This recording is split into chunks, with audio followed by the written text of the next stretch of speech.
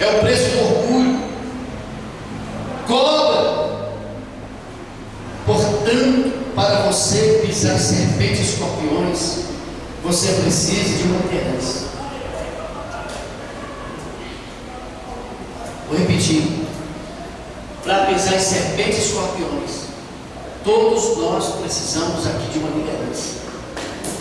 Você precisa exercitar esse espírito de cooperação. Isso é exercício.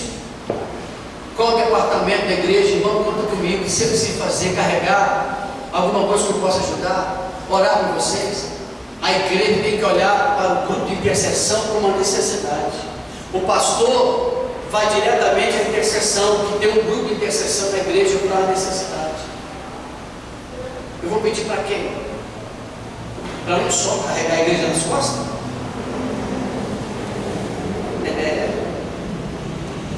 E os outros ficam tudo em cima do navio, enquanto um só paga o preço.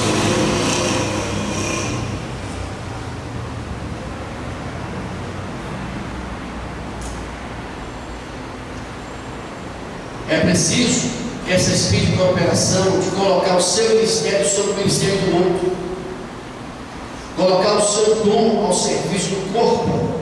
Isso realmente protege, que é cobertura. Não tem jeito quando Satanás tentar te pegar, ele sabe que você não é uma pessoa comum. Você tem bagagem, você tem bala na agulha. Ele vai pensar 10 vezes antes de chegar até você, sabendo que você é uma coluna da igreja. Que vocês, não só você pessoal, mas o grupo que vocês são, onde o pastor chega e fala assim: graças a Deus, eu tenho na igreja lá um grupo que ora, que intercede pelo corpo, que intercede pelas famílias, que intercede por isso e por aquilo. Mas quando olha assim, não tem ninguém, rapaz, não é fácil. Não pensa que o comprar vai ser um sucesso, porque eu estou ensinando para vocês. Não, senhor, isso aqui já é de muito tempo. O congresso vai ser bênção, porque Deus determinou, abençoou. As inscrições cresceram, a prova de Deus está ali. Agora cabe nós ter esse cuidado de proteger o comprado. Cabe a nós de proteger para Deus derramar a sua glória lá no nosso meio. Agora vocês têm que se esforçar. Vocês têm que botar jejum na igreja. Vocês têm que colocar jejum para as pessoas. Vocês têm que orar no monte. Vocês têm que dobrar o joelho. Pensa que é fácil assim. Olha quantos anos o Conjuban foi, daquele nível que estava, e a situação que hoje virou. Preço. Nós já fizemos a 8ª reunião do Comprado.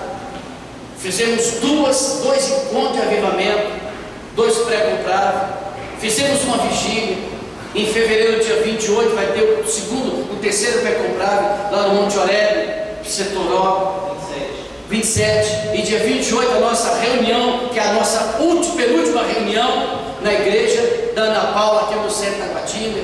E vamos ter a 9ª reunião em março, antes do comprado, e mais uma vigília do comprado, lá no local. Você está pensando que as coisas vão vir de graça? Hein, senhoras e senhores? Vocês querem ficar igual lá de cabo? Deixa lá os irmãos puxar o remo e aqui, ó. Ventinho gostoso. Os irmãos estão lá embaixo. E outra coisa, eles não puxam o remo sem gritar. Sabia disso? Eles não puxam o remo sem ter uma voz uníssona na hora de puxar o remo. Sabe o que dá aquilo ali? Dá coragem, dá esforço, dá vontade. Porque cada um grita: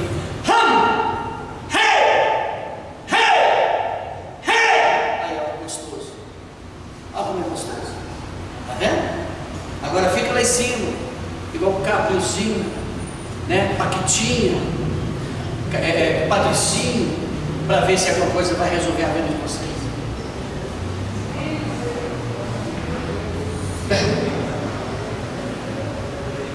Tem um porão, gente, ó. Desce no porão. Pergunta lá seu pastor quantas lágrimas ele desce com vocês. Pastor, eu quero fazer parte da tua lágrima.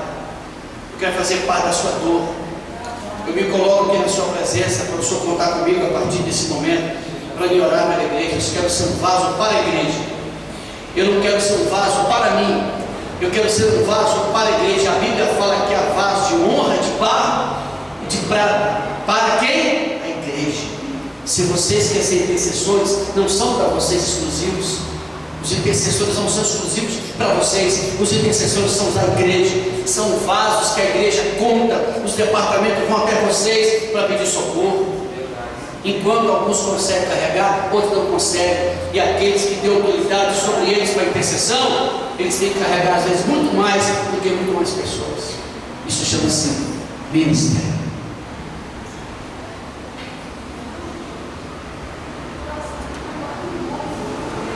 Outro princípio, além de ser da cobertura, tem mais uma coisa forte. Outro princípio.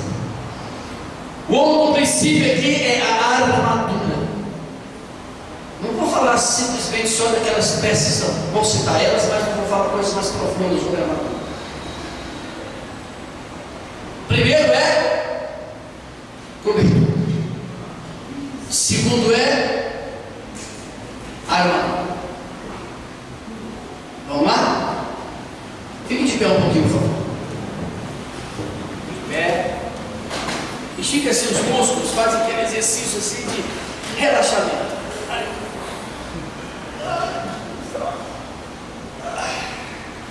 Pescoço. E agora vamos fazer uma oração. Faça uma oração para Deus te proteger nessa ministração. Olha, Deus, Senhor, nesta manhã, nós nos colocamos, ó Deus, a nossa disposição de vida nas tuas mãos, para que teu Espírito possa nos orientar e nos dirigir uma hora tão gloriosa como essa em nossa vida. Pai amado, nos cobre com teu sangue nesta manhã, nos livrando, meu Pai, de todo ataque de Satanás. Nós repreendemos todo laço contra nós mesmos, destruímos, meu Pai, todas as coisas que vêm contra a igreja. Nos ensina, Senhor. Abre nosso entendimento, Espírito Santo, nesta manhã, para termos um entendimento claro da tua palavra em nossa vida. Em nome de Jesus de Nazaré, seja feito segundo a tua vontade, para que prevaleça a tua vontade em nossa vida, em nome de Jesus. Diga para o seu irmão assim: primeiro, cobertura. E agora, armadura. Sente.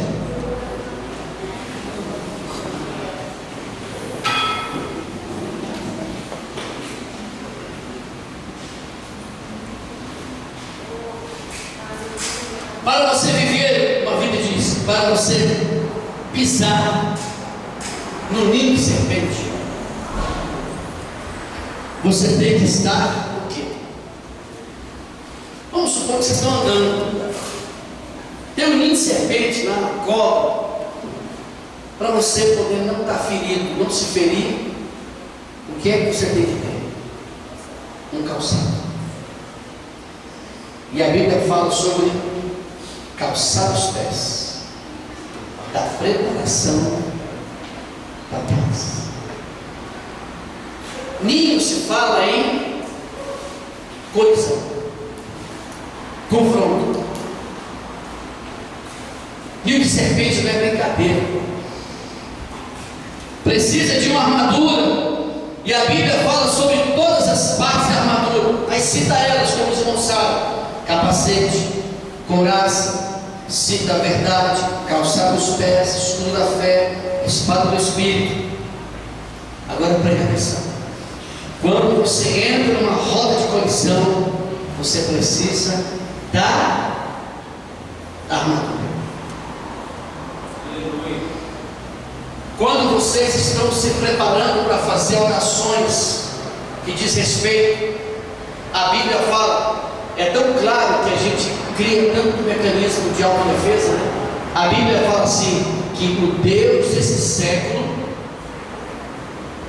cegou o entendimento dos homens. Irmãos, Se a Bíblia diz que o Deus desse século, que é Satanás, cegou o entendimento dos homens, qual é o papel do intercessor?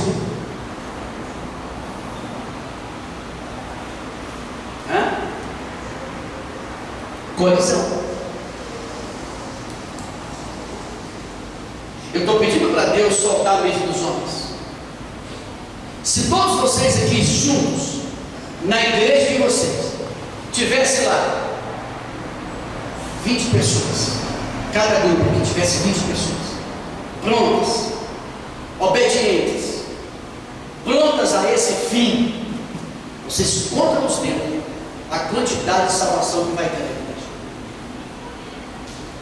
Quando chega para isso, a gente pula fora, chega atrasado, bate fome, namorado liga, neném faz choro, porque Satanás entende que essa rota de colisão você está determinado a vencer, quando ele diz: eis que vos dou poder e autoridade. Só que nós não exercemos esse fim para isso. Nós ficamos tão distraídos que quando é para a gente cumprir o papel que vai conotar uma mudança no reino do Espírito, Satanás ele entra com as suas artimanhas e nos tira de dentro de nós toda a motivação para aquele fim que nós fomos chamados. Aí fala para a igreja: quem quer jogar intercessão? Ninguém levanta a mão. Quem quer orar? Ninguém quer orar. Sabe o que o diabo vai fazer? Vai tirar alguns da intercessão e colocar fora da igreja. Quem não tiver debaixo de cobertura espiritual, Satanás consegue tirar ele de dentro da igreja, porque ele começa a ver defeito em tudo, começa a pôr defeito em tudo, e quem está com defeito, onde ele acha que tem defeito, ele vai fazer o quê? Se retirar. Por isso que é importante andar em unidade. Por isso que quando a gente estiver nessa rota quando eu estiver na igreja ou na minha casa, escuta uma coisa, preste bem atenção.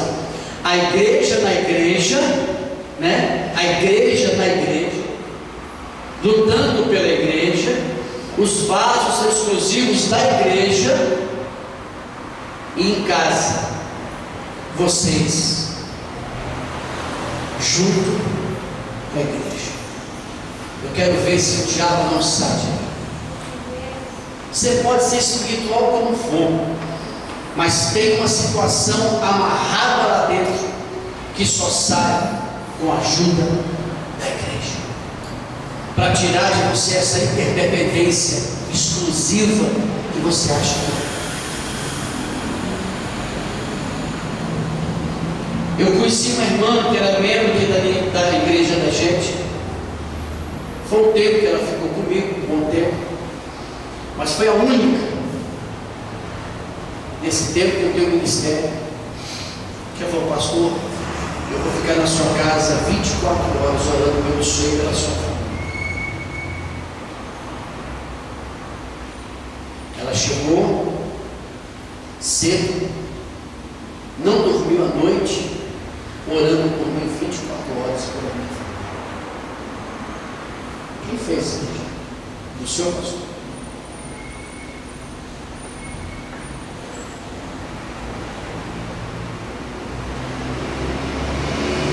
Intercessor não olha para você.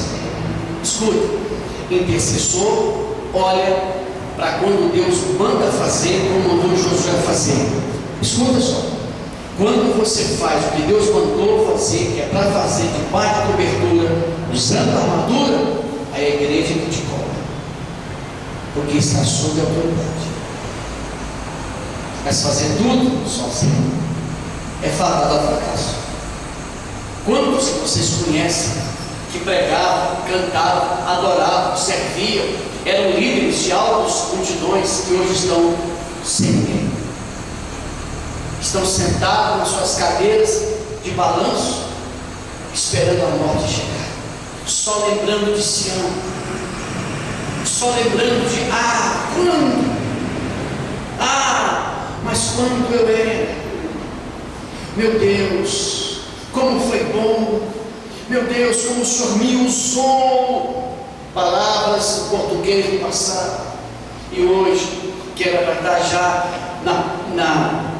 numa dimensão devido à experiência, está sentado numa cadeira de balanço, esperando a morte chegar, só vivendo de coisas que ficaram para trás há 10 anos atrás, sendo que a Bíblia diz que nós devemos renovar, sempre renovar cada manhã a nossa experiência com Deus.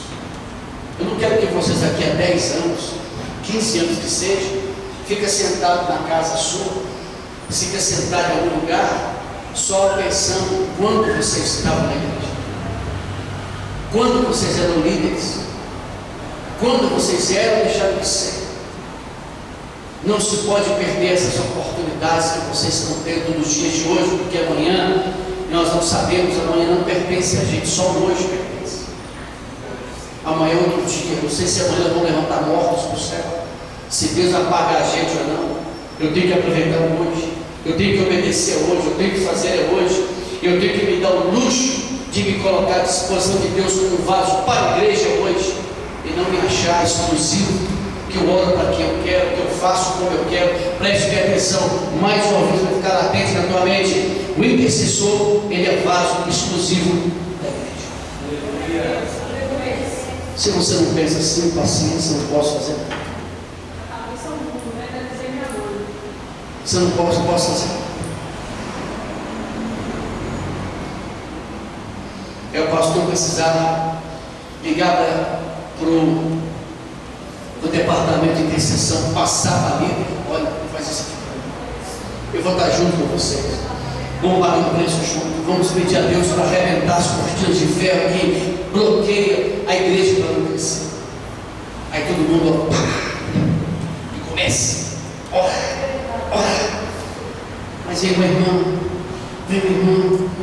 uma batalha tão sangrenta dessa, e os outros ficam tudo igual cabo, pegando o vento, enquanto lá embaixo era para estar no porão do navio, a gente está em cima, pegando só o vento. Amados irmãos, prestem atenção. Você pode olhar citações bíblicas que está em guerra um conjunto de armaduras. Na Bíblia nós encontramos vários tipos de armaduras, vários tipos de reis que usaram algumas armaduras para vencer outras guerras. Os irmãos são testemunhas. Eu não assisto, né? Eu já vi aqueles reportagens rápidas que tem desses filmes de guerra. Você nunca vê ninguém para a guerra sem uma lança, sem um escudo, sem um capacete, sem um cavalo de guerra, sem uma bota, sem um arco, sem uma flecha, sem uma arma, sem um tanque de guerra. Todo mundo vai com uma armadura. Então, você lembra da Bíblia, Davi com Golias? Guerra de armaduras. Davi e Golias era guerra de armaduras. A Bíblia fala de armadura de Golias, até o peso da lança dele era terrível. O cara tinha 3 metros, o peso da lança era enorme. Pelo mundo daquele carregar ela, tinha que ter muita força. Fala de armadura de Saul, que não coube em Davi. Saul também usava armadura, mas não cabia no menino. Guerra de armaduras. Como é que a igreja de hoje, com essa falta de conhecimento que tem, sem se preocupar com esse grande trabalho que a igreja hoje precisa, da gente poder tirar a cegueira do entendimento dos homens? Quando eu faço esse trabalho de oração, que eu estou junto com a igreja, que nem todo mundo vai fazer parte da intercessão, que eu sei, como Josué escolheu 30 mil, podia ter sido 50 mil, mas ele achou que os outros homens seriam homens meninos que não daria conta, que ia morrer muito rápido. Ele separa 30 mil. Como é que eu vou estar no campo de batalha, dentro de um processo de libertação, se eu estou aqui fazendo esse papel?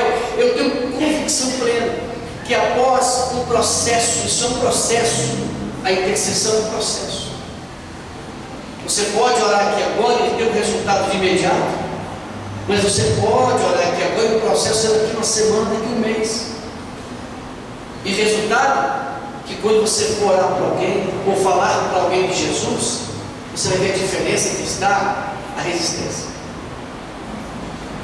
Escuta, você não sabe o nome do cidadão, sabe? Olha o que eu vou dizer para vocês aqui, gente. Negócio profundo. Obrigado, Jesus. Olha o negócio que eu vou dizer para vocês. O intercessor, quando ele faz esse papel, quando ele está em oração, exclusivo para isso, ele orou com um grupo. Se nós tivéssemos um grupo de 20 pessoas, 10 pessoas dedicadas, teve uma irmã que falou assim: pastor, eu estava na igreja que tinha 1000 membros, mas só 10 pessoas resolviam orar. Você pensa comigo, 1000 membros, só 10 que gostavam de vir para a oração. Se você coloca o cone para mim, depois quando ela tirar o carro, viu, por favor? Bota o cone quando ela tirar o carro. Quando você está num processo de oração, por isso, você não sabe o nome das pessoas que você vai falar do amor de Deus, ou que a igreja vai falar do amor de Deus delas, ou que outra pessoa vai falar do amor de Deus delas. O que nós temos que fazer como igreja, compreendendo a unidade, e a gente entrar no processo de guerra, de batalha para Deus, tirar o cegamento do entendimento dos homens, o qual Satanás o cegou. Assim que a igreja parte já para o propósito de evangelização, qualquer pessoa que você chegar até ela para falar de Cristo, Jesus já veio à frente dela, já moveu dentro dela e já tirou a resistência da mente dela. E a palavra ela vai aceitar de bom grado. Está vendo como é que funciona? Olha a profundeza da situação. Não importa para quem você vai pregar, Maria, Pedro, Antônio, José, qualquer um que você encontrar pelo caminho, no período da igreja, a igreja entrando dentro dessas pessoas, elas vão ser flexíveis a aceitar o Evangelho, porque já foi feito o preparo antes pelos intercessores. Vocês querem aumentar o número de inscrição para o Comprave? Vamos para o joelho. Vamos para o joelho. Vocês vão ter um resultado muito maior do que vocês possam imaginar. Comprava não é para brincar, comprava não é para a gente passear, desfilar de moda, comprava não é para a gente jogar bola, comprava não é para a piscina, o comprava é para a oração, o comprava é para a palavra, o comprava é para buscar Deus, o comprava é para crescimento espiritual, o comprava é para avivamento. Olha o propósito, tem que ir para o joelho, partilhe-se com a igreja, partilhe-se com o povo. Aí você só assim vai, o restante não vai. O que vai adiantar? Você deixou suas ovelhas em casa, os irmãos que precisavam de ir não vão, porque não houve preço, porque não houve dor, não houve choro, não houve lágrima.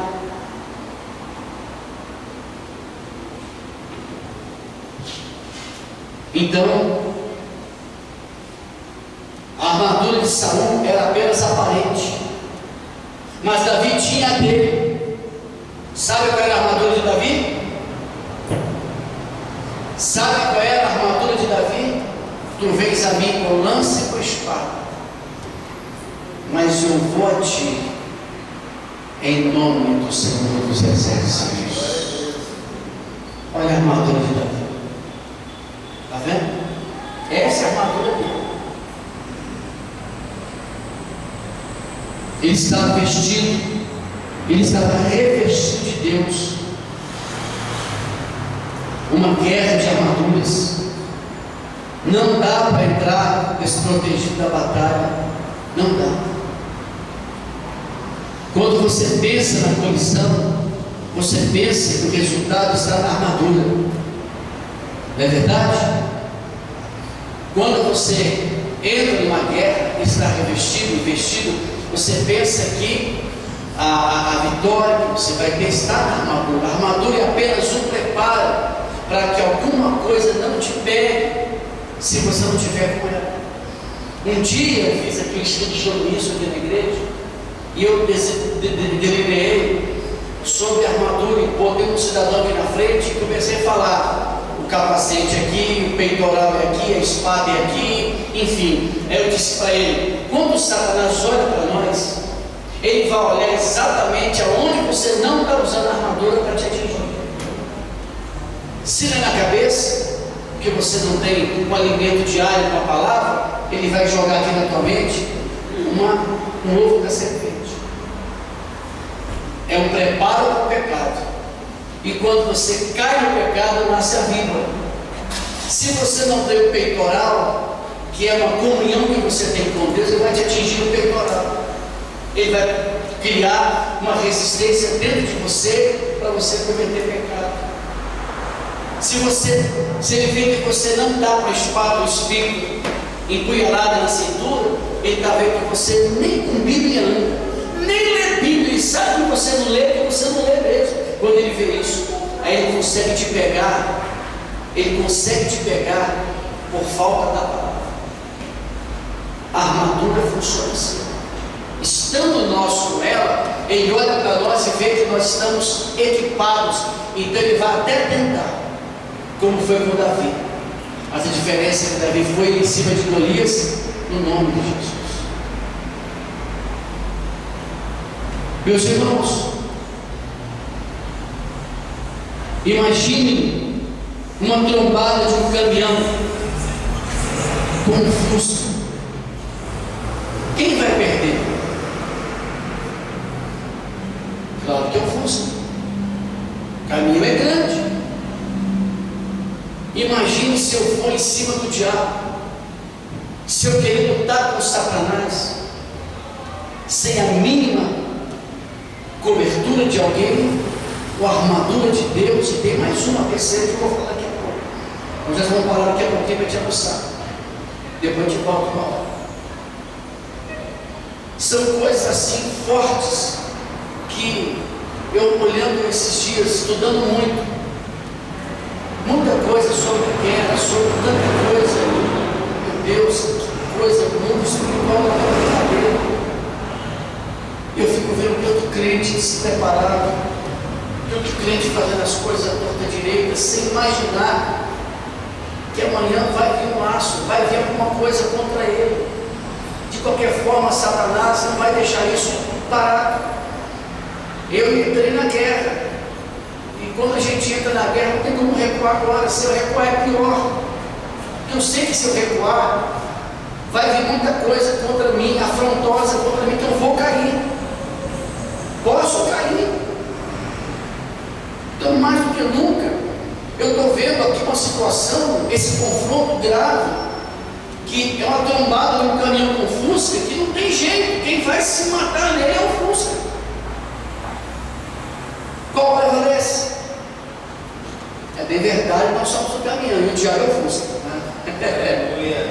Nós somos o caminhão, nós temos que estar por cima, nós temos que pensar que alguma coisa precisa ser feita. Olha, mas a coisa pode se inverter. Sabia disso? É bem verdade que o caminhão acerta o Fusca e mata todo mundo lá dentro, mas a coisa pode inverter, porque eu já vi muito caminhão que bateu em carro pequeno, mas ele tombou, caiu na ribanceira, rolou 10, 15 cambalhota, e quem estava lá dentro morreu. Não pode confiar no seu tato, tem que andar em comum acordo, tem que andar associado na comunhão da igreja. Isso pode verter contra nós, porque tem gente que começa a fazer um striptease da armadura de Deus.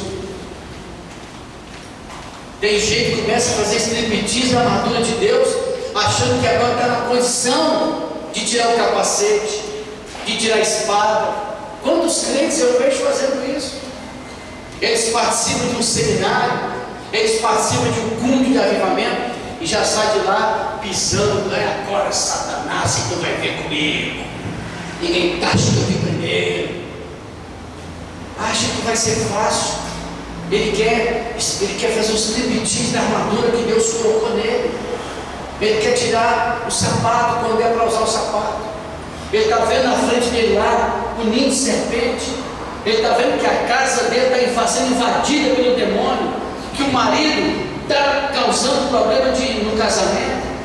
Está vendo que os filhos estão se prostituindo, estão desviando da fé. Está vendo que o coração da esposa não está mais igual como antes. Está vendo que dentro da família o sentimento pela igreja está deixando de existir. Ele está vendo um ninho de cobra na frente.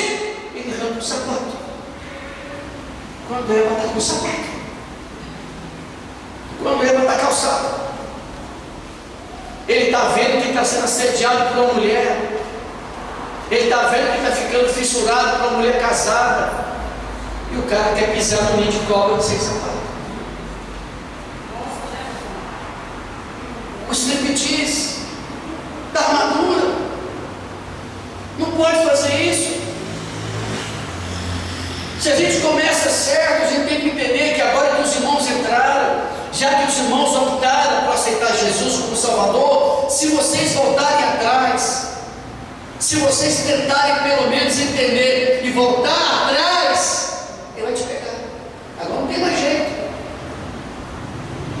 Essa semana agora eu conheci 3 pessoas. Conheci não, já conheço. 3 pessoas. 3 pessoas que foram crentes. 3 pessoas que foram crentes dentro da igreja, mas só vivia dentro da igreja. Eles não tinham Jesus como parâmetro das suas vidas, e muito menos o seu pastor como autoridade sobre a vida delas. Uma não quis perdoar o pai, que eu pedi para ela fazer isso. Ela não perdoou o pai. Casou com um homem que o pai não quis que casasse. Hoje ela tem 3 filhos de 3 homens. Fora o que ela deitou, que não engravidou. Segundo, mesma coisa, desobediência, querendo fazer as coisas da vontade da alma. Casou com um camarada mulherengo, estava dentro da igreja, e eu disse: não casa. Falei para os pais: não deixa casar. Passaram por cima da minha autoridade espiritual, permitiu que casasse com a menina. A filha casou com esse cara, deu 2 filhos para ela. Um já está com os filhos de afeminado. Resultado, agora depois de 2 filhos ter nascido, já está um pouquinho grande, mas o menino está com trejeito de mulher. Ela separa do marido, porque o marido estava mentindo para ela, enganando ela com outras mulheres. Sabe o que ela fez? Ela casou com outro rapaz, e o rapaz declarou-se agora viciado em droga. E a irmã dela, casada, separou do marido há pouco tempo, e agora está deixando o outro casado. Você está pensando o quê? Quer voltar? Vocês querem voltar? Se vocês não voltar atrás, vão se arrebentar inteiros. Ou vocês são crentes de verdade, ou vão se dar.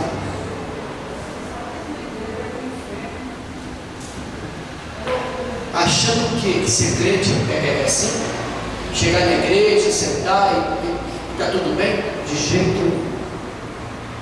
Muito mais do que ser isso. Muito mais do que ser isso. Por isso que Jesus hoje, nós temos essa fragmentação dentro da igreja. Pessoas que sabem o que tem que fazer, mas não faz. Se uma coisa, hein, gente? Se algum de vocês deixou alguma lacuna aberta lá atrás, ele vai reivindicar, porque a Bíblia fala: não erreis! E ponto final. Vocês podem acertar